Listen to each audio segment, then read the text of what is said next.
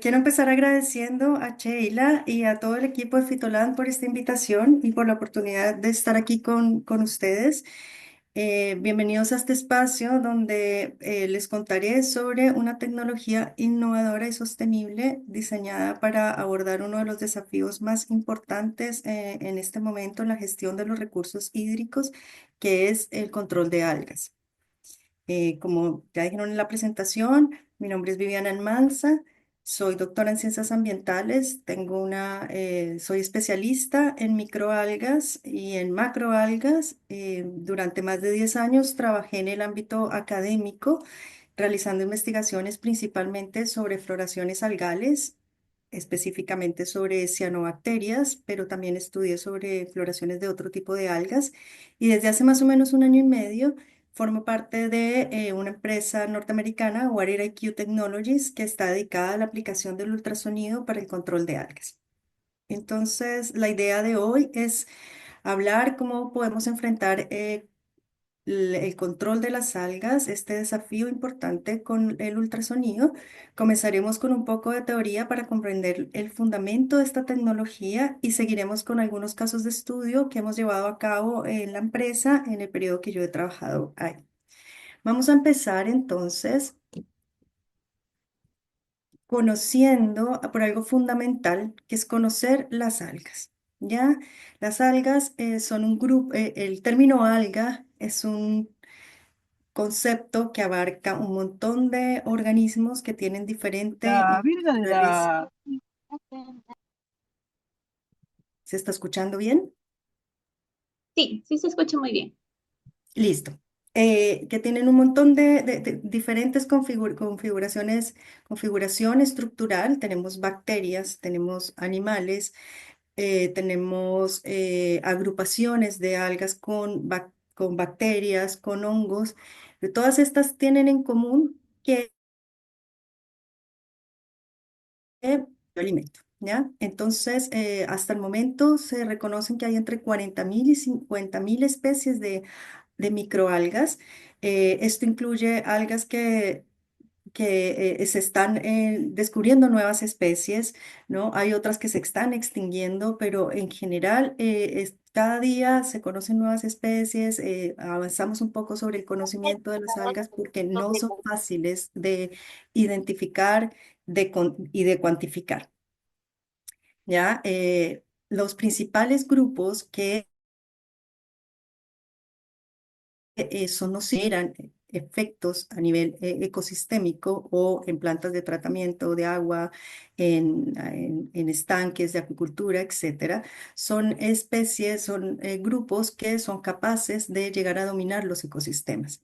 Ya los principales grupos planctónicos, es decir, que pueden vivir en la columna de agua, son las cianobacterias, que son bacterias que hacen fotosíntesis, los dinoflagelados y las euglenas, que si ustedes los ven en cualquier, digamos, libro de zoología van a aparecer como animales, ¿ya? Pero estas tienen entre todas en común que pueden llegar a generar cambios en la coloración y en la textura del agua, finalmente cambios en las características organolépticas. Algunos grupos, como las cianobacterias y en menor medida las euglenas, pueden producir biotoxinas. Además, pueden generar cambios, problemas en la obstrucción de filtros, pueden generar cambios en la diversidad de especies a nivel ecosistémicos y generar finalmente muerte de peces, disminuir el valor estético de los cuerpos de agua, etcétera. Entonces, están estos grupos y también están varios grupos de algas verdes. ¿Ya? Las algas verdes son estas que ustedes ven acá. En general, las que generan más problemas son las filamentosas. Estas agrupaciones de algas verdes filamentosas se les conoce en literatura como mats, no como floraciones algales, porque en general si ustedes ven esto al microscopio, estas masas no son una sola especie, sino son varias de estas filamentosas entrelazadas unas con otras, así que contarlas es súper complicado, cuantificarlas. Y y bueno, también es su identificación, ¿no? Identificar las algas verdes filamentosas digamos, bastante complicado. Y todas estas lo mismo, generan obstrucción del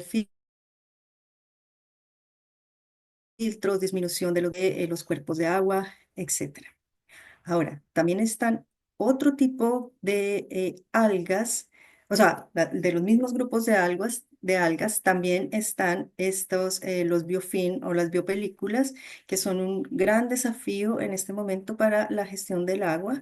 Esto es una comunidad de microorganismos, principalmente compuestas por cianobacterias, por otras algas y por diferentes bacterias, ¿no? También aquí hay hongos que se pueden adherir a las superficies y que generan una matriz de sustancias poliméricas extracelulares que van con el tiempo creciendo y se forma ahí todo un ecosistema, todo un ecosistema. Muchos de ustedes conocerán las biopelículas porque se utilizan en los tratamientos terciarios y son súper buenos para eliminar nutrientes. Sin embargo, otras de estos biofilm son súper problemáticos porque llegan a obstruir tuberías, disminuyendo la calidad del agua. En plantas de abastecimiento de agua potable, incrementan microorganismos no deseados que pueden llegar a afectar la calidad del agua. En acuicultura pueden llegar a afectar la salud de los ecosistemas. Puede haber un deterioro y aumento de los costos en mantenimiento de equipos, ¿no? Y reducir, pues, eficiencias de sistemas de tratamiento. Así que estos también, las algas, digamos, pueden generar problemas, tanto las que están en la columna de agua como las que están adheridas a diferentes superficies. ¿Qué tienen en común todas estas? Que tienen, bueno, además de hacer fotosíntesis, esta capacidad para volverse dominantes en un ecosistema. Y al volverse dominantes, tienen la capacidad de excluir a otras microalgas del sistema y quedar ellas solitas ahí. Eso entonces les permite prosperar en estos hábitats. eh, y bueno, y finalmente su éxito se debe a que tienen diversas estrategias que les da la capacidad de adaptarse y de mantenerse en diferentes entornos. Entonces, aquí están algunos, alta tasa de crecimiento, pueden asimilar la luz y los nutrientes de una forma muy rápida en comparación con otros, tienen una alta relación superficie-volumen, tienen movilidad, ¿no? Ya sea con vesículas de gas que funcionan como flotadores que las permiten mover en la columna de agua como las cianobacterias, o con flagelos que las permiten moverse, como las eulenas o los dinoflagelados, o algunas algas verdes les permite eh, moverse si las condiciones no son adecuadas en algún momento. Bueno, son de gran tamaño o pueden generar colonias que de pasar de ser microscópicas a macroscópicas. También pueden generar quistes y estados de latencia. Esto es súper importante, tiene una plasticidad fenotípica increíble, pueden generar diferentes morfologías dependiendo de las condiciones ambientales.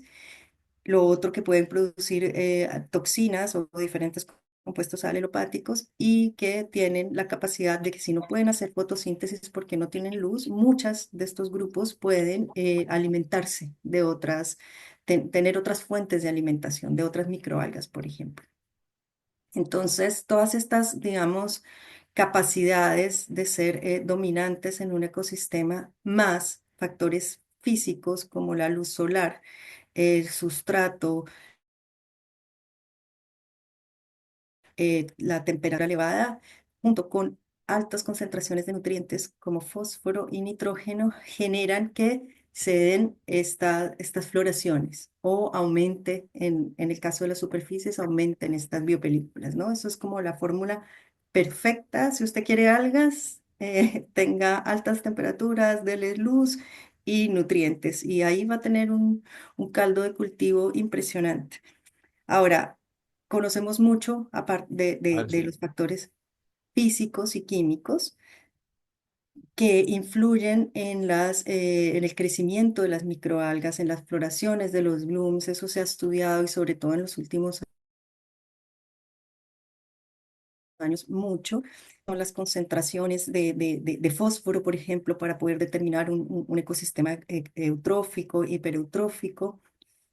Pero poco sabemos, una vez que estas ya dominan en el sistema, sobre los factores biológicos, ¿ya? Este tema ha sido poco estudiado, el tema de las interacciones de la competencia intraespecífica, del parasitismo, de la depredación, eso se ha estudiado poco y juega un papel muy importante una vez que ellas están dominando en los ecosistemas. Y digo esto porque, como lo vamos a ver más adelante, todos los estudios en ultrasonido, o la mayoría, están hechos en condiciones de laboratorio justamente porque en el campo hay muchos factores, incluidos los biológicos, que se desconocen, ¿no? ¿Cuáles son los sectores que están más afectados en este momento con esta problemática del sobrecrecimiento, tanto de algas planctónicas como de las biopelículas? En general, los ecosistemas acuáticos, ¿cierto? Los que ya están en un grado de contaminación avanzada, eutróficos.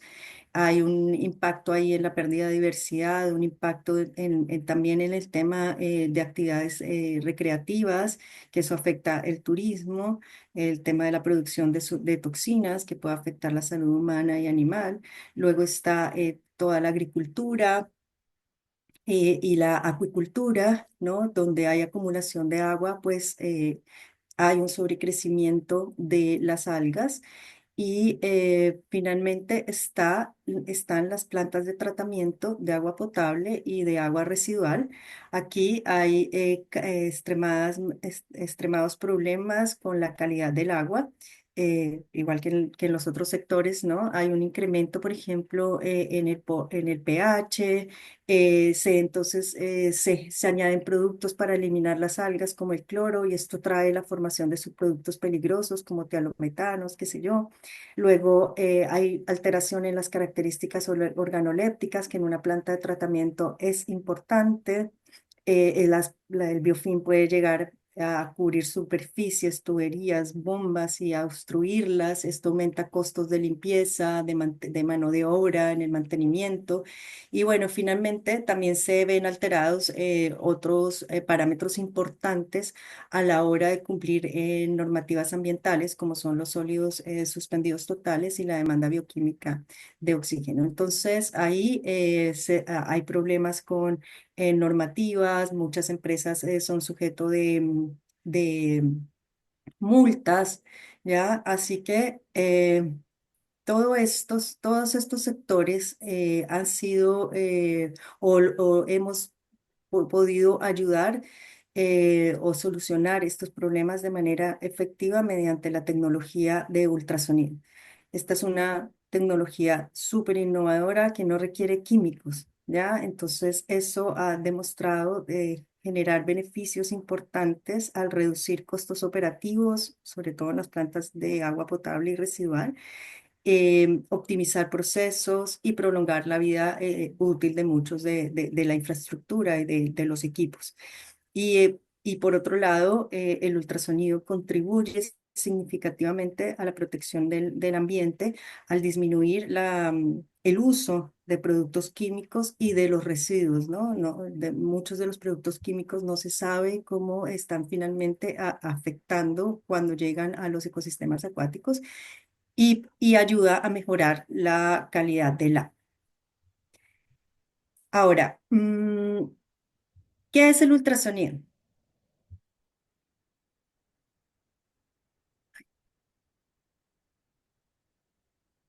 Ya, el ultrasonido es una serie de ondas mecánicas, generalmente son longitudinales, cuya frecuencia está por encima de la capacidad de audición del oído humano. El ultrasonido fue descubierto en 1794 por un biólogo italiano, este personaje estaba estudiando los murciélagos y quería entender qué pasaba, cómo eran capaces estos animales de ser tan asertivos al momento de tomar su presa. Sí, tenían ojos chicos, cómo se ubicaban, sobre todo en la noche. Y finalmente descubre que estas eran ondas de alta frecuencia que nosotros no éramos capaces de escuchar y que a través de ondas era como el animal lograba ubicar su presa, saber su tamaño, saber la distancia y poder entonces acceder a ella. En los últimos años, el ultrasonido ha ganado atención porque es eficiente a la hora de controlar no solamente algas, sino se han hecho muchos estudios, se está utilizando en muchos sectores, por ejemplo, en la navegación a utilizar el uso en solares navales, en submarinos y en embarcaciones militares, ¿cierto? Para la navegación, esto les permitió detectar objetos, medir distancias y navegar pues, en condiciones de baja visibilidad. También están estos buscadores de peces que son frecuencias mucho más altas y que les permite identificar dónde están los peces, inclusive hasta, como lo dice ahí, que es finalmente como una propaganda de estos equipos, hasta 100 metros. Lo interesante es que todas estas tecnologías aprovechan las ondas ultrasonido para tener resultados precisos y eficientes. En las algas se empezó a utilizar o se dieron cuenta que más o menos en la década de los 50 que la Marina de Estados Unidos descubrió que las áreas donde estaban los sonares submarinos estaban libres de incrustaciones, no se les pegaba nada. Y ahí empezaron dio lugar a un montón de investigaciones sobre el potencial de estas ondas para mantener superficies limpias y para las algas.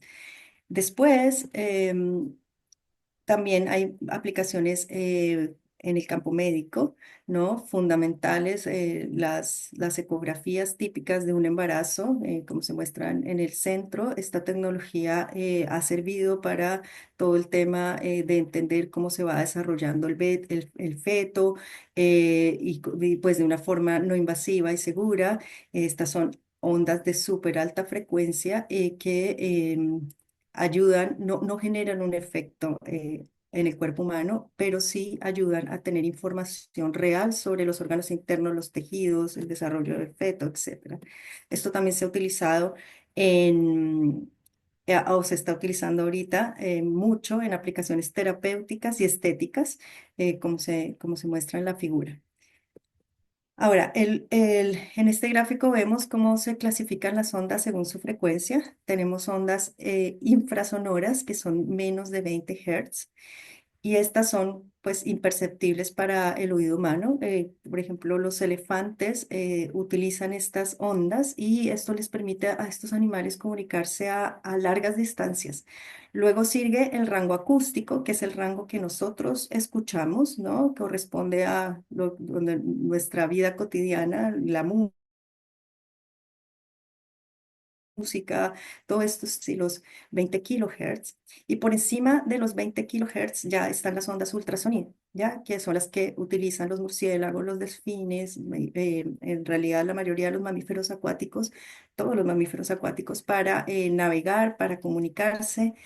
Y aquí en estos rangos están las aplicaciones humanas dentro de la tecnología médica e industrial.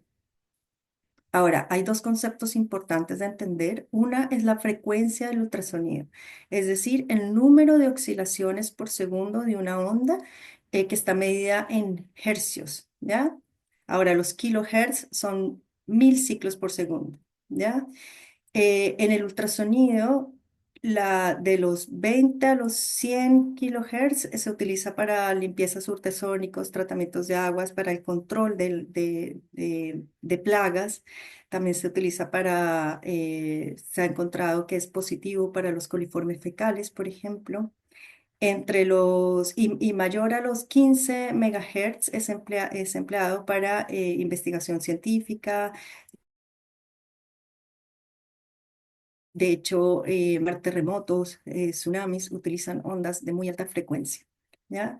Ahora, otro concepto importante aquí es la potencia del ultrasonido, ¿ya? Que es la cantidad de energía que es transmitida por la onda ultrasónica por unidad de tiempo. Y esto se mide en vatios o en watts en inglés.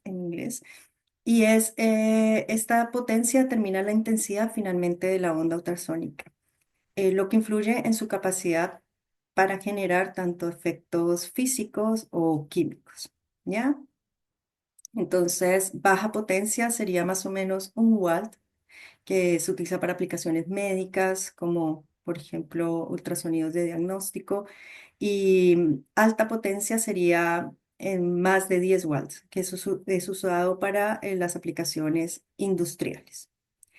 Así que frecuencias bajas, como entre 20 kilohertz, em, tienden a generar un mayor desplazamiento y mayor fuerza mecánica, ¿ya? Pero cuando tenemos una frecuencia alta, la propagación de las ondas es mejor, ¿sí? Y hay una focalización de estas ondas, pero hay un menor desplazamiento físico. Estos conceptos para el control de las algas, junto con la duración de la exposición, son unos factores que se consideran operativos, que son como súper importantes al momento de utilizar un ultrasonido para cualquier aplicación, ¿ya? Más o menos, y los estudios que uno encuentra en literatura, en artículos científicos, las frecuencias que se utilizan van entre 20 kilohertz hasta 1144 kilohertz. Eh, la efectividad puede variar según el entorno, o sea, la mayoría de estos estudios han sido hechos en laboratorio, pero también y pues del alga de la especie a tratar, ¿ya? Las frecuencias más altas suelen ser más efectivas debido a que confluyen si confluyen con la resonancia natural estructural de las células, ¿ya? De los objetos en definitiva. Entonces, cuando llega la onda de ultrasonido de afuera y coincide con la resonancia estructural de una célula, de una vacuola de gas, de un flagelo con una célula, entonces se amplifican y lo que causa es un deterioro, incluso un colapso de las estructuras. ¿Ya? Se ha intentado, bueno, las frecuencias más altas generan cavitación, lo voy a explicar un poco más adelante la cavitación, y las frecuencias óptimas, o sea, se ha dedicado mucho esfuerzo, mucho trabajo por entender qué qué frecuencia afecta a qué alga, ¿ya? Entonces, en principio, toda la investigación de ultrasonido ha estado enfocada en esa, saber cuáles son las frecuencias, cuál es la potencia, cómo logramos impactar las algas. Pero ahí la frecuencia y la potencia, sino que también la duración de la exposición, ¿no? Es importante entender qué alga está en el sistema, en qué concentración, ¿no? En el cuerpo de agua, cuál es su concentración y hacer como una combinación de todos estos para lograr una efectividad mayor. Ahora, en este gráfico, que es un trabajo del 2013, podemos ver Merosira en la parte izquierda, que es una diatomea, y Afanisomenon flosacue, que es una cianobacteria, con las mismas frecuencias fueron aplicadas. Y fíjense que la lisis, ¿no? Y representa el número de células, esto es porcentaje de número de células, el blanco representa la lisis celular y en negro están las que están impactadas y el color plomo o gris es el que están en medio. Bueno, las melosira fueron impactadas a frecuencias más bajas, mucho más que si comparamos con el Afanisomenon, la cianobacteria, que fue impactada a frecuencias más altas. Lo que quiero decir con esto es que no hay una frecuencia específica que logre eliminar todas las algas. cada alga tiene diferentes frecuencias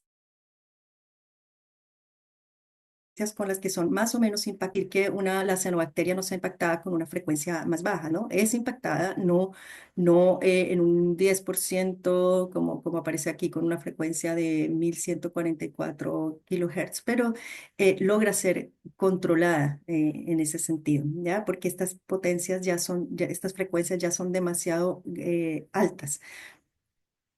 Y aquí quería mostrarles estas tablitas de los primeros estudios que se empezaron. Esta es una recopilación bibliográfica, los primeros estudios que se empezaron a hacer con respecto a entender cuál era la frecuencia, la intensidad, la duración de estos factores operativos y cómo se lograba eliminar.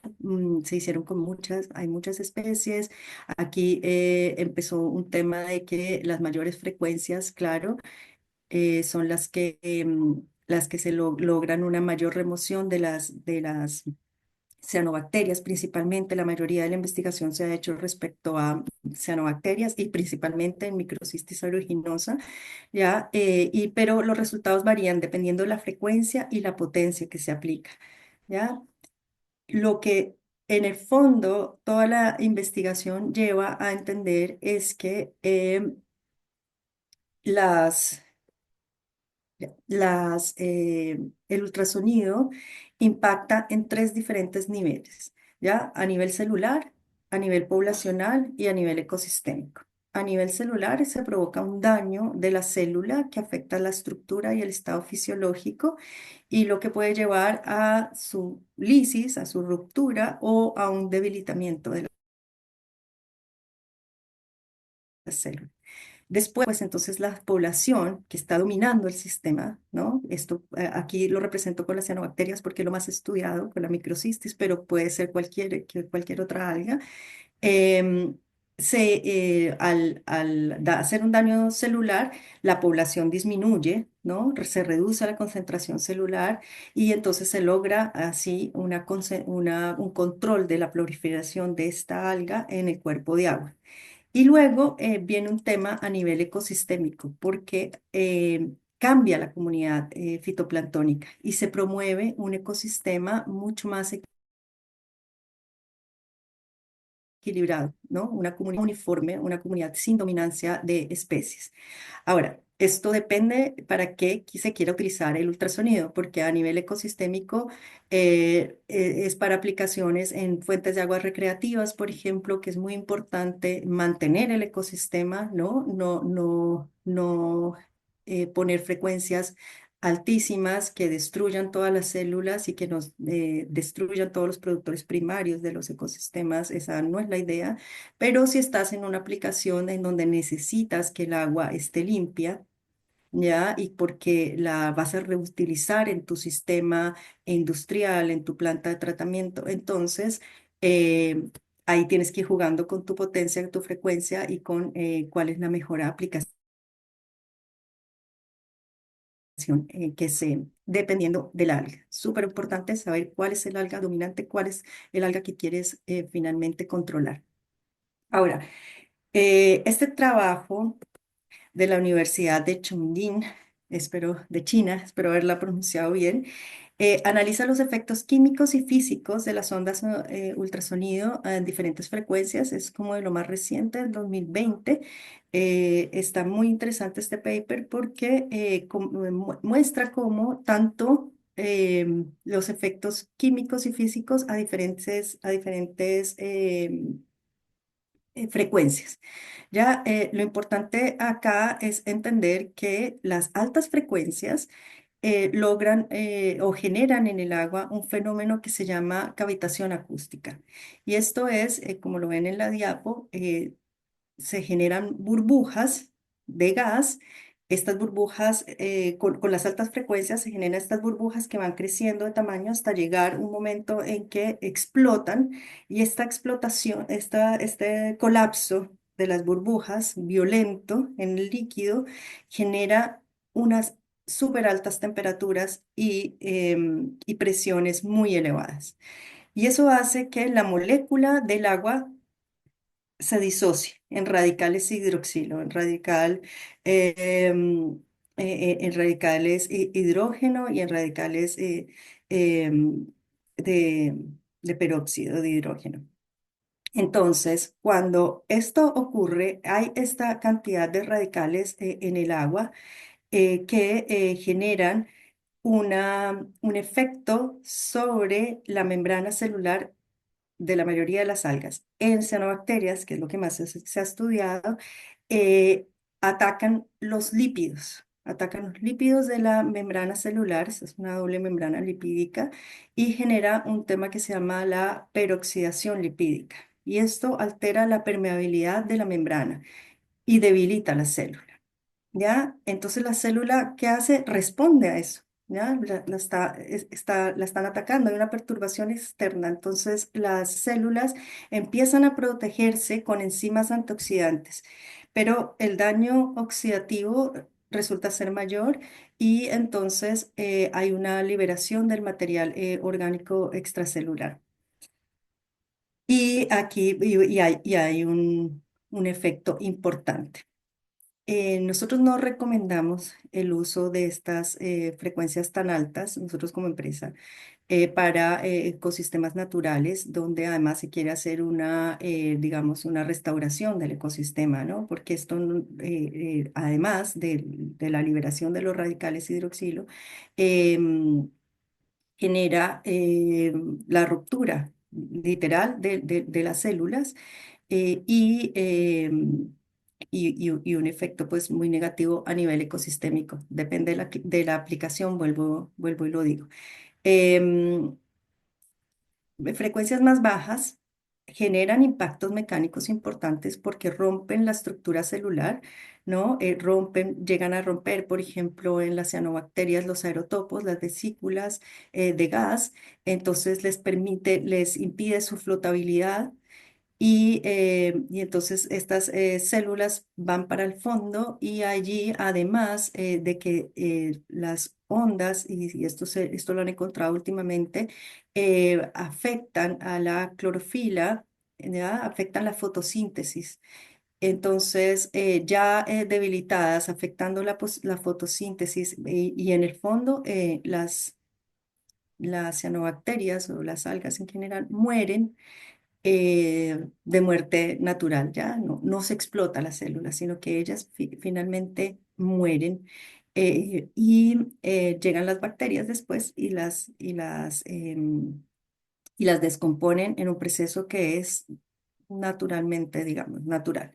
Aquí un poco como resumiendo lo que dije y quería mostrarles pues estas fotografías de cómo se ve una colonia que no está afectada por el ultrasonido y una colonia que está afectada. Vean que, bueno, uno se da cuenta que con el ultrasonido empieza a haber una disgregación de las células. Ya el mucílago, sobre todo en esta microcistis aeruginosa, que no es tan grande el mucílago, empieza a desaparecer y entonces las colonias empiezan a ver, no solamente a nivel celular, sino la colonia empieza también a disminuir de tamaño, hay cambios morfológicos, está pues, el colapso de las vesículas de gas y la reducción de esta actividad fotosintética. Estos son con ultrasonido baja frecuencia. Con ultrasonido de alta frecuencia, zona de la cavitación, entonces ya además hay daños en la membrana celular, se genera apoptosis y estrés biológico, se inhibe las proteínas que son transportadoras del cassette de la unión del ATPB.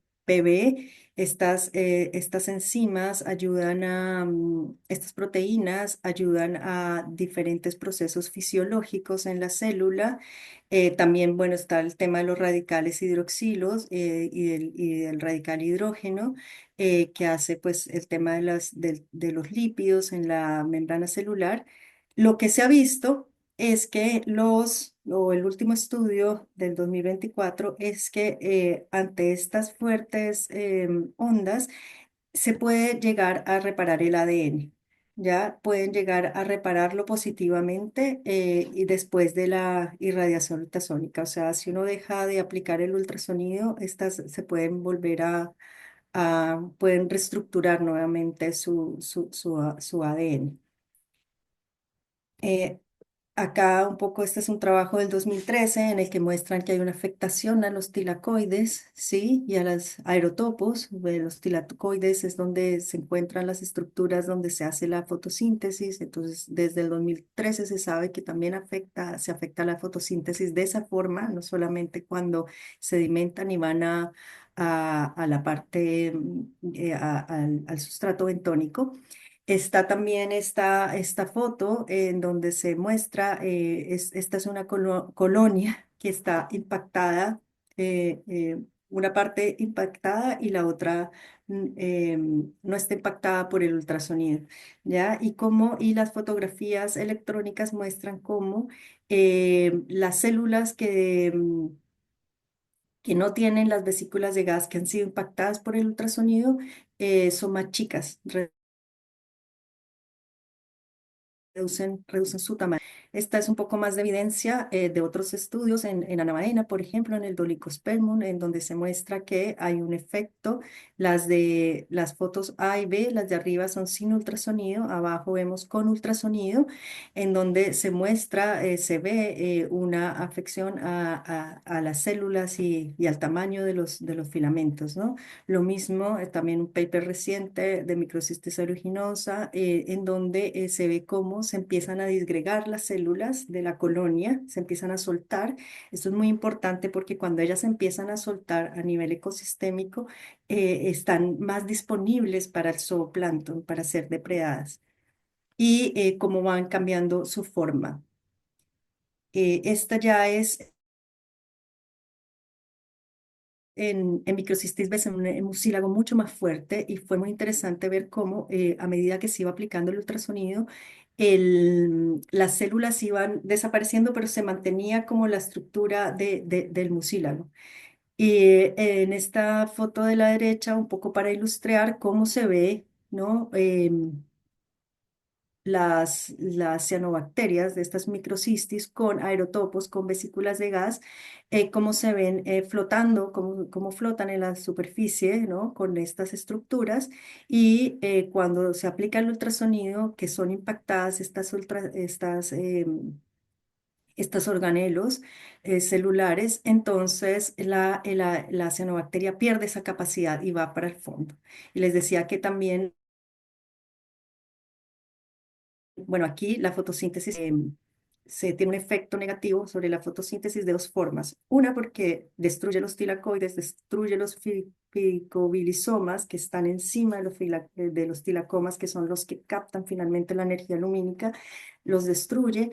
Y, y, y, y al perder la flotabilidad se va para el fondo la cianobacteria. Las cianobacterias tienen estas ficocianinas, estos pigmentos que les permite captar luz a diferentes profundidades, ¿no? Son los pigmentos, digamos, en el tema de tomar la luz, pero como ya está medio destruido, ya está destruido estas estructuras, entonces al estar en el fondo ya no puede captar la misma luz, y entonces es cuando viene la muerte celular. Acá otra evidencia, esta ya es en diatomeas, en la melosira, corresponde al primer gráfico también que veíamos, en donde las menores frecuencias son las que realmente afectan a esta alga según este estudio, pero aquí hay una ruptura pues de la membrana celular, de la pared celular.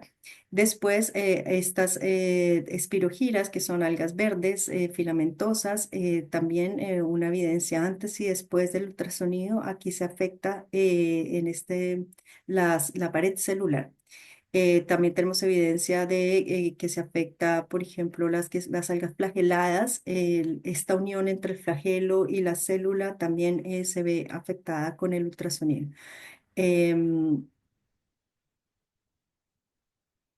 Ya pasando de la célula al nivel poblacional, este es un estudio muy interesante, también del 2020, que muestra cómo el efecto del ultrasonido en la reducción de la abundancia de la microcistis aeruginosa, ¿ya? Entonces, en la parte de arriba está todo esto es un estudio en laboratorio, cómo pusieron ellos los transductores. Ellos utilizaron diferentes frecuencias entre, digamos, bajas frecuencias y alta frecuencia, 20 kilohertz y 1120 kilohertz como alta frecuencia, ¿ya? Y vieron cómo reaccionaban las algas.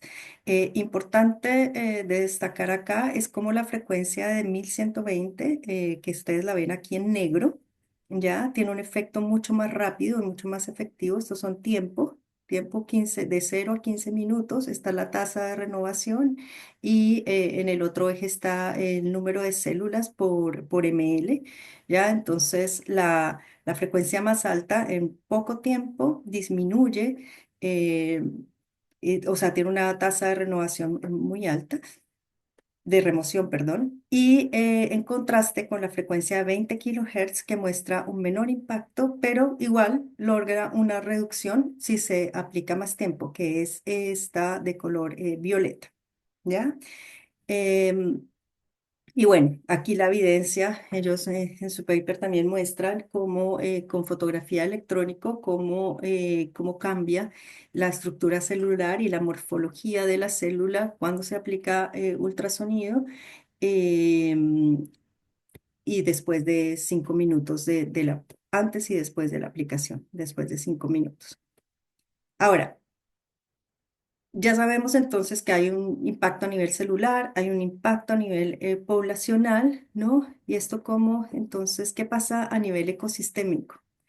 Em, Porque todos estos factores influyen finalmente en todo el ecosistema, y nuevamente esto es hablando de aplicaciones en aguas recreativas, en fuentes de agua potable, por ejemplo, que no solamente se utilizan para captar el agua y distribuir a la población, sino que se permiten hacer otro tipo de actividades como recreativas, hacer deporte alrededor de la fuente de agua, qué sé yo. Entonces ahí es importante mantener las condiciones del ecosistema y no generar un efecto negativo en la biodiversidad del mismo.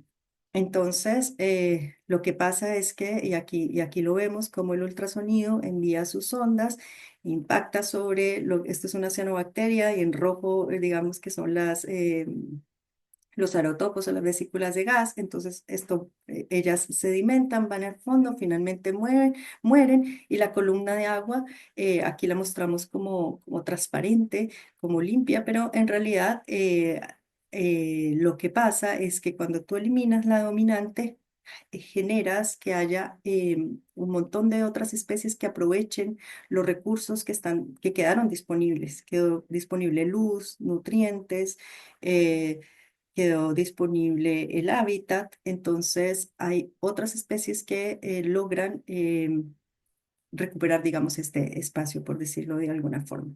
Ahora, los estudios a nivel ecosistémico han sido pocos, y esto es realmente porque es muy difícil manejar todos estos parámetros operacionales. También tiene que ver todos los parámetros físico-químicos y pues todos los efectos que pueden llegar a ver en los ecosistemas. Entonces, lo voy a relatar rápidamente. Mm, Estoy como con el tiempo pasado, me acabo de dar cuenta, así que voy a ir un poco más rápido. Bueno, esto es un lago poco profundo, en donde las condiciones de oxígeno y de dióxido de carbono no cambian mucho durante el día, incrementan, pero durante la noche digamos que se mantienen constantes, y la comunidad es diversa, digamos. Esto es un lago que no está eutrófico, pero cuando el lago está eutrófico hay unos cambios en el oxígeno y en el dióxido de carbono muy grandes, y la comunidad entonces está dominada por muchas cianobacterias, y esto genera niveles de oxígeno grandes, ¿no? Entonces, Schaeffer y Van Nys en el 2007 hablaron de esto es teoría de ecosistemas de lagos poco profundos, hablaron del estado claro y el estado turbio de los ecosistemas, ¿no? Un estado claro es cuando es un lago oligotrófico que tiene buena calidad del agua, que donde todo el ecosistema es capaz de remineralizarlos, de reciclarlos y de utilizarlos, y no sobran, digamos, nutrientes que son aprovechados por estas algas que tienen estas capacidades adaptativas, digamos que mayores que las otras. Entonces, se tiene súper claro cómo de un estado claro pasa a un estado turbio donde cambian todas las condiciones ambientales, donde se vuelve eutrófico. Lo que se ha estado estudiando durante los últimos años es cómo hacemos para cambiar de este estado turbio a un estado claro, ¿ya? Y ahí han venido pues todas las preguntas de cómo se hace. Y es donde el ultrasonido juega un papel importante a nivel ecosistema, la comunidad fitoplanctónica. ¿Ya? Este estudio de Mirhoff y de Becky Glow en el 2024 muestra cómo no es un cambio que pase de turbio a claro de un momento a otro, ¿no? Los ecosistemas se resisten al cambio, ¿no? Eso es lo que se conoce como la resiliencia, ¿no? Resisten perturbaciones. En este caso, la perturbación sería el ultrasonido. El ultrasonido es un agente externo que llega a cambiar condiciones y entonces el ecosistema trata de resistirse, de no cambiar, de volver a su estado original, hasta que llega un momento en que no lo logra, digamos, y es cuando se produce lo que en ecología se llama un tipping point, así cambia a otro estado, pero no es un estado permanente, sino es un estado, digamos, como de un nuevo estado de equilibrio. Si llega a haber un cambio, aquí cambia la comunidad, ¿cierto?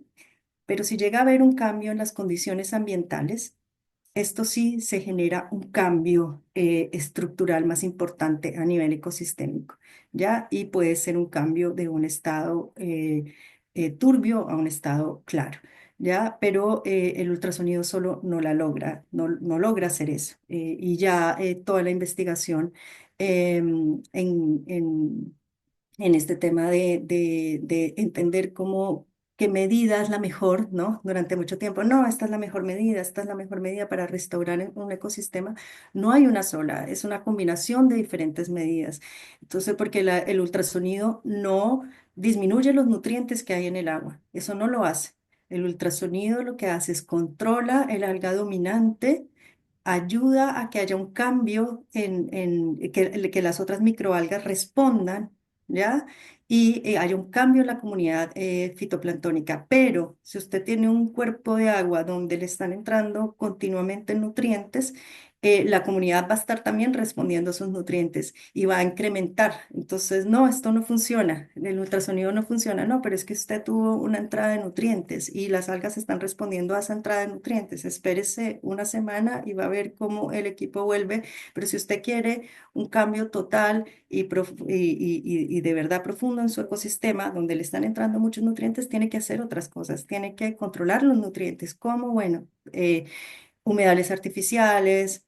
Existe el post-log, existe un montón de sustancias que ahora en el mercado hay un montón de compuestos que se pueden utilizar para reducir el fósforo. No sabemos cuáles son realmente, si tienen algún efecto de posterior. Bueno, eso está en estudio, pero también puede airear la columna de agua, también puede utilizar bacterias beneficiosas, también puede hacer un montón de otras cosas para que logre realmente tener un cambio en las condiciones y tener un cambio de estado del ecosistema. Este es un estanque de riego en el norte de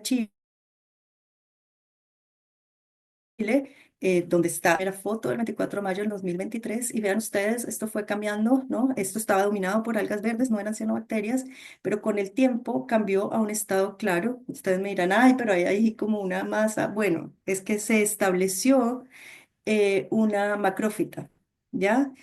Las macrófitas siempre han competido con las algas por nutrientes, por espacio, por luz. Entonces, al quitarse estas algas que le estaban tapando la luz, estas macroalgas pudieron aumentar y entonces utilizar los nutrientes disponibles en la columna de agua. ¿Qué pasó acá? ¿Qué pasó acá? Estamos sobre el tiempo. Tú me dices si puedo extenderme un poquitito. Bueno, ya, aquí, ¿qué les tocó hacer? Sacar la macrófita, porque el ultrasonido no funciona con macrófitas. Definitivamente no puede eliminar unas plantas, ¿no? No tiene un efecto negativo sobre este. Este es otro ejemplo, digamos que del patio de la casa de clamidomonas, estas son algas verdes, en cómo en cuestión de 13 días disminuyeron, pero aumentaron las diatomeas que están en color plomo en la parte de abajo. Entonces es interesante ver cómo hay este cambio de la comunidad y cómo muchas veces, y este es un ejemplo de un paper del 2021 de Sang, que muestra, esto es en laboratorio, pero muestra que al añadir un alga que es capaz de depredar sobre la microcistis, cuando la microcistis por las ondas ultrasonido empieza a disgregarse, entonces ellas pueden depredar sobre esta y ayudar al control. ¿Ya? Entonces, a nivel ecosistémico, no solamente están pasando temas con la competencia entre las algas, ¿sí? La competencia intraespecífica de las dos, sino que además están pasando temas con la depredación, ¿no? Con los otros organismos que están presentes, el zooplancton, bueno, en este caso es otra alga, pero otras especies que pueden consumir y que pueden ayudar a controlar, ¿ya? Que es como un empuje lo que hace el ultrasonido. También hemos visto que las cianobacterias empiezan a debilitar tanto que son parasitadas por otras cianobacterias, por zooplancton, por vorticelas, son parasitadas y entonces ahí también eso contribuye a su muerte. Ahora les voy a hablar rapidito, o no sé si tenemos que terminar ya. Leslie, coméntame, o les puedo, porque ya me pasé pues de todo el tiempo. Sí, aún puedes continuar todavía. Ya, bueno, les voy a contar rápido sobre los estudios de caso de control de algas que hemos hecho con la empresa y cómo hemos logrado mejorar la calidad de agua de diferentes tipos de ecosistemas. Aquí se los muestro, son 4 ecosistemas diferentes con aplicaciones de duración de diferente tiempo de duración, diferentes especies objetivo. Hay cianobacterias de diferentes especies, pero también hay algas verdes.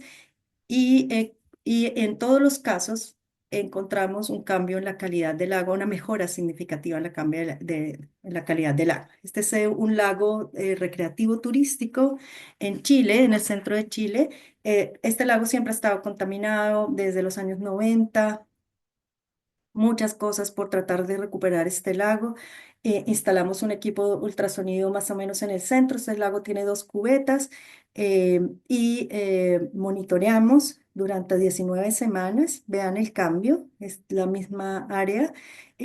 Cambió totalmente el color y la textura, ya es un indicador visual, pero si uno se va a ver la comunidad fitoplanctónica, de estar dominada por cianobacterias, pasó a una comunidad mucho más, las cianobacterias no fueron eliminadas el 100%, digamos, pero la comunidad cambió y entonces empezó a ser mucho más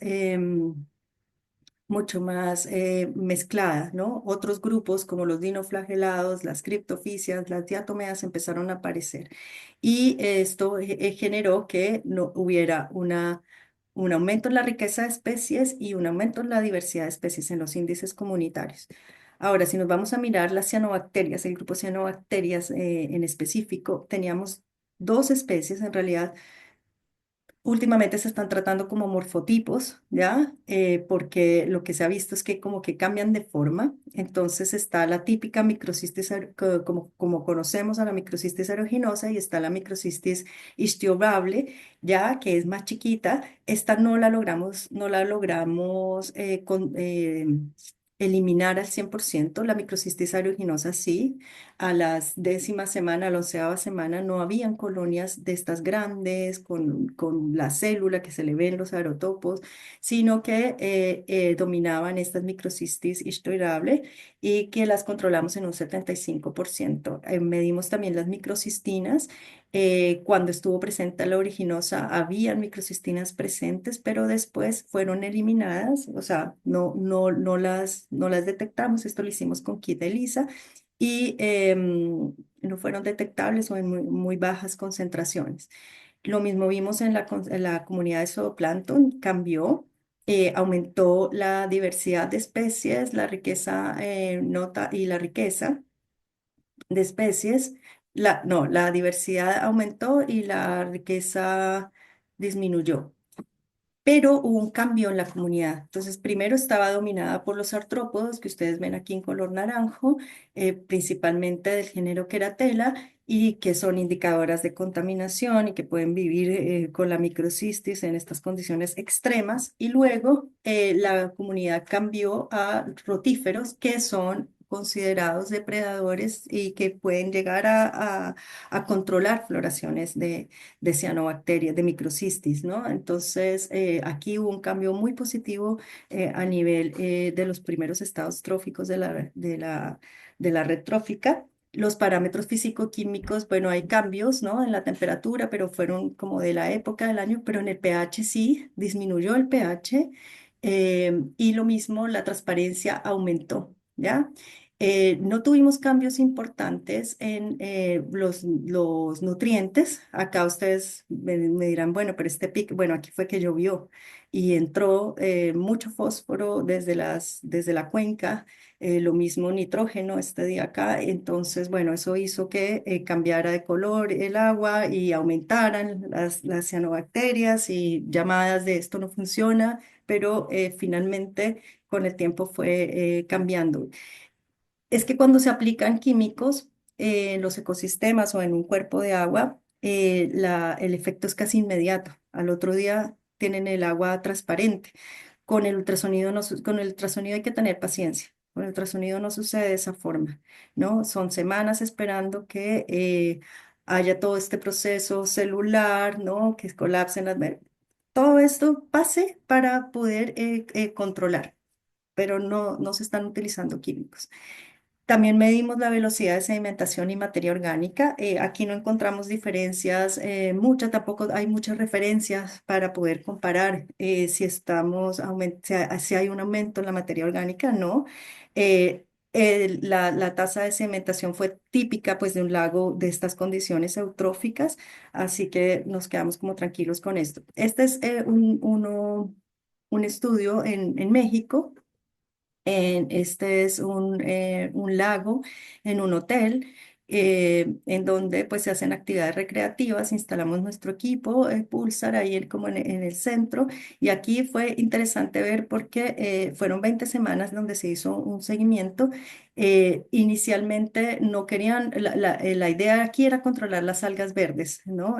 Selenastrum y Espirogyra principalmente, que ustedes las ven aquí, de estos colores verdecitos. Lo logramos, a la octava semana ya no habían estas y aumentaron las clorofisias, pero también empezaron a aumentar las cianobacterias, ¿ya? Y aquí, ¿quién gana? Pues ganó en la competencia, ganaron las cianobacterias que estuvieron dominando también un tiempo, pero después nuevamente fueron controladas las cianobacterias y volvieron las algas verdes, pero ya en una comunidad mucho más diversa, mucho más equilibrada, ¿ya? Entonces, nuevamente, esto es un proceso que necesita tiempo y las comunidades van cambiando. Esto seguramente influyó mucho parámetros físico-químicos que condicionaron o ayudaron a condicionar estos cambios en la estructura fitoplanctónica.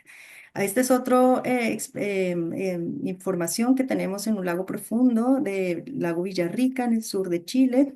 Ya pusimos nuestro equipo en una bahía porque este lago es inmenso, entonces solamente lo hicimos en la bahía La Poza y este equipo estuvo alrededor de 6 semanas y vimos lo mismo, una disminución de la abundancia y un aumento en la riqueza de especies. Y vimos un cambio en las cianobacterias, una disminución, aquí hubo un aumento, pero de otra especie, pero finalmente fueron las diatomeas las que lograron dominar aquí la comunidad y entonces, y el cambio en las condiciones del agua. Fíjense ustedes acá en este análisis no métrico que los últimos muestreos, 5 y 6 de estas colores, se formaron dos grupos, ¿no? Cuando empezó el ultrasonido y al final del ultrasonido. También vimos una disminución en el pH, ¿ya? Más neutro, ¿no? Porque esto es un pH típico, pues, de cuando hay floración. Y vimos un cambio, bueno, principalmente en esto, este cambio en la temperatura es típico de la época. Y lo importante acá, bueno, además que fue interesante, se hizo un estudio de la abundancia de aves porque había mucho prejuicio si el ultrasonido podía tener algún efecto sobre las aves y este es un sitio de nidación de aves. Y bueno, aquí vemos que no hubo ningún efecto. ¿No? No aparecieron aves muertas, al contrario, pareciera que hubieran aumentado, pero en realidad esto está como por especie y esta es la abundancia de individuos, pero no hubo ningún efecto negativo del ultrasonido sobre las aves. Este es otro ejemplo interesante de acuicultura en el Ecuador. El Ecuador es un país que uno de los primeros productores de camarones en el mundo. Tiene muchos problemas con algas de diferentes especies. Entonces instalamos uno de nuestros equipos en el centro con la ayuda pues, de una compañía local.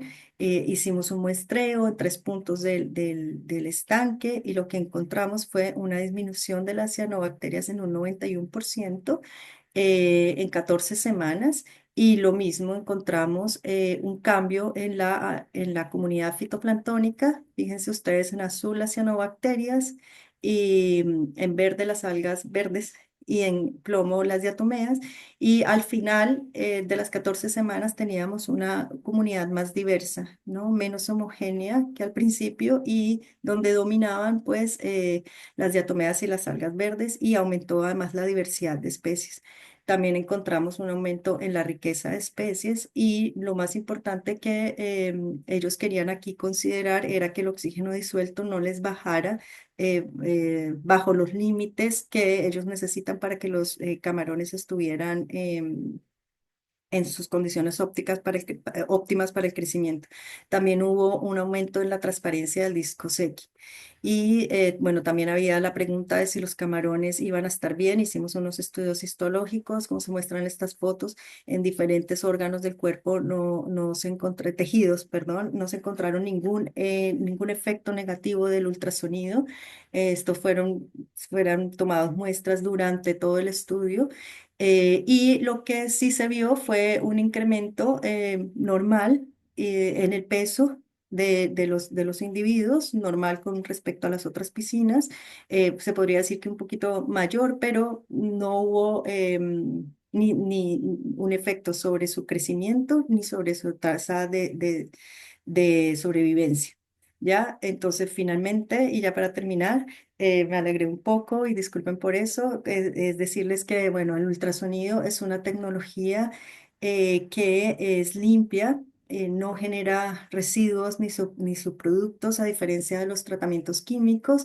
Es simple, es muy fácil de operar, se puede implementar en campo, es segura, no tiene efectos negativos sobre el ecosistema y se puede utilizar para eliminar las algas, para controlar más que eliminar. Muchas veces en ecosistemas naturales es muy difícil eliminarlas al 100%, pero sí se pueden, digamos, como mantener a raya y si se hacen otras medidas, pues ahí se logran mejores cambios. También no requiere energía. O sea, alto consumo energético, entonces, pues por otro lado, tampoco estamos generando subproductos ni consumiendo mayor energía. Esta es una tecnología que necesita tiempo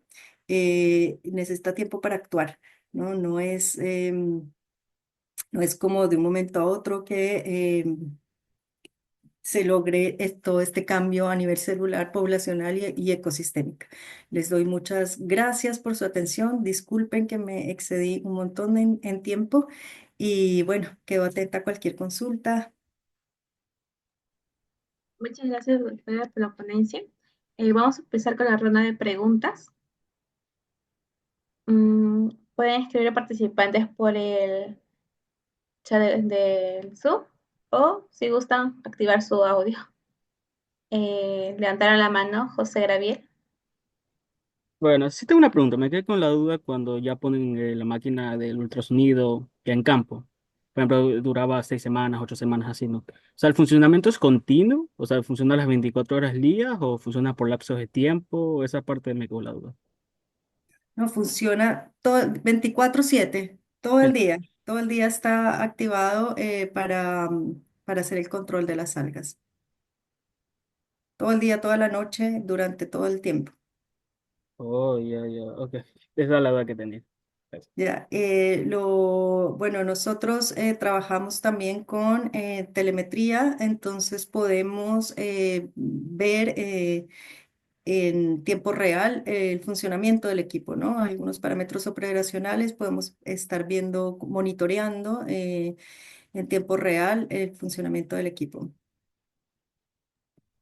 Muchas gracias por su participación. También comentario de Ingrid dice, buenas tardes a la Viviana. A nivel de bacterias, ¿cómo es el comportamiento ante una baja o casi ausencia de microalgas? O el comportamiento de reservorio si detectamos olor a pesar de la baja. Gracias. Hemos evidenciado que no solamente sirve para controlar las algas, sino para controlar partículas en suspensión, ¿ya? Y para eliminar olores. Ahora, no lo toqué aquí porque no hemos investigado más a fondo, pero algunos experimentos que hemos hecho en terreno han funcionado con los olores. Entonces, funciona, sí, también. Está bien. También otra pregunta de Andrea dice, ¿el ultrasonido afecta la flotabilidad de otros grupos de algas, además de las cianobacterias? ¿Puede el ultrasonido dañar los flagelos? Lo que conocemos hasta ahora es que puede, lo como tal, la estructura, sino tiene un efecto sobre la unión del flagelo con la célula. Entonces, en muchas algas verdes, en algunos dinoflagelados, en la ceuglenas, algunas ceuglenas, es que son millones, tenemos efecto. Ya en algunas criptofisias, digamos, que tienen esta invaginación y que el flagelo entra está muy metido, digamos, dentro de la célula, ahí es mucho más difícil. Está bien. Una, bueno, si desea alguien más participar, podría levantar la mano o por comentarios. Agradecen por la ponencia. Mm, Hola, buenos días. Bueno, buenas tardes, bueno, Buenas tardes. doctora. Una consulta. En el caso de que disminuye la concentración, ¿verdad? De cianobacterias y que afecta también a algunas otros microalgas, la disponibilidad de oxígeno no se ve afectada en el cuerpo de agua. No hemos visto cambios en el oxígeno y sobre todo en esto fuimos bueno, la prueba que hicimos en las camaroneras, ellos fueron muy, digamos, con especial cuidado con este parámetro y no observamos ningún cambio porque el sistema sigue produciendo oxígeno finalmente, ¿no? Porque las algas son reemplazadas, así que no evidenciamos un efecto en el oxígeno disuelto.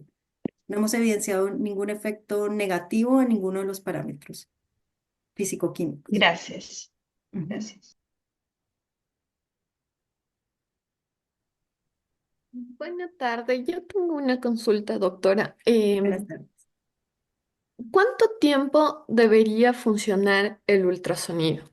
Y digamos, si ya no tenemos registros de cianobacterias, se apaga el ultrasonido, pero si vuelve, se lo vuelve a encender o tiene que ser permanentemente el funcionamiento. Bueno, el tema de la duración es una pregunta súper importante porque depende del cuerpo de agua, depende de la aplicación, depende del alga dominante que quieras controlar. Ahora, nosotros no recomendamos, o sea, estos equipos, los equipos con los que nosotros trabajamos, hay muchas empresas que trabajan con este tema, tienen una duración de más o menos 5 años. Entonces, la idea es que estén funcionando permanentemente 24/7 el ultrasonido. ¿Por qué? Porque puede que tengas una reducción de las cianobacterias, pero puede que aumenten otras, ¿no? Como mostraban algunas de las algas verdes, que puede que no sean nocivas, pero algunas puede que te cambien el color del agua o te generen algún olor. Entonces, lo ideal sería mantener el ultrasonido funcionando siempre. Eso no sé si contesto o me faltó algo de tu pregunta. Sí, está claro, gracias. Vale. Gracias por su participación. ¿Alguna personita más si desea participar?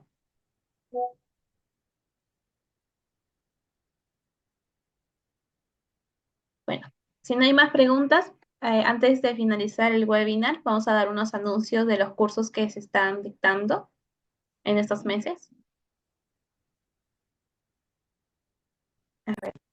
Ahí.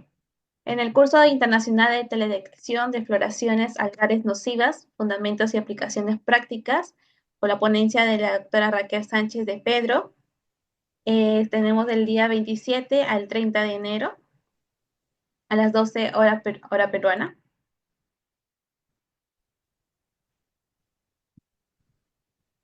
También el curso de inglés científico, ChatGPT en la escritura científica, por la magistra Lucía Álvarez Castillo.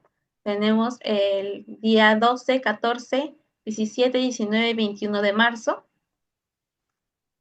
También el curso internacional de redacción de artículos científicos y cómo publicar gratuitamente por la doctora Nadine Sarma y el doctor Sarma. Del 27 al 31 de enero. También el curso internacional Formulación de hipótesis en estudios fisiológicos, el 20 y 21 de febrero, por la ponencia de la doctora Yuriko y el doctor David. Al igual que el curso taller Biología de tiburones, Anatomía y sentidos, el 22 de febrero, por la ponencia del doctor Mario Jaime Rivera. Y también el curso internacional de exploración y visualizaciones de datos ambientales para nicho ecológico el 26, 27 y 28 de febrero, por la ponencia del doctor David Correa. El curso internacional de taxonomía de poliquetos, Anelida y Boqueta, el primero, 8, 15, 22 y 29 de marzo, por la ponencia de Diego Cepeda Gómez. Y el curso que se está dictando también ahora, el segundo módulo de modelos aditivos generalizados, GAM, con R para ambientes acuáticos.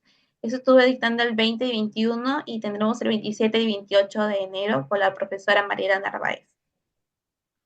También el curso taller Introducción a la Ecología Molecular, el 22 de febrero, por la doctora Irán Guzmán. Eso sería todo por los anuncios de los cursos. Antes de finalizar,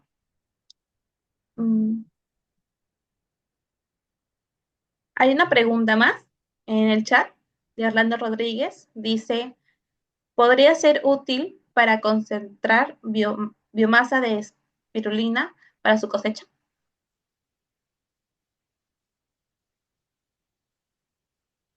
Uy, la verdad no sabría decirte porque concentrarla sería que la mandaría para el fondo, para el sedimento. Sí, no, no, no lo hemos probado, no sabría decirte. Está bien. Les invito a los participantes, por favor, prender su cámara para tomar una foto final del webinar.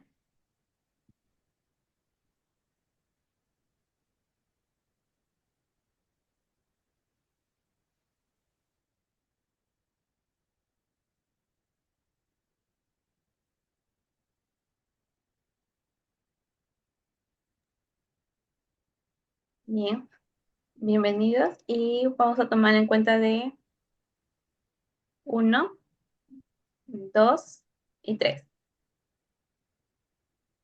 Un momentito, por favor. Listo. Bueno, agradecer nuevamente a la doctora Viviana por la ponencia y a todos los participantes por asistir a este webinar. Hasta luego. Buen día. Muchas gracias a usted y a todos los que escucharon y hicieron preguntas. Muchísimas gracias. Gracias. Pues gracias. Muchas gracias.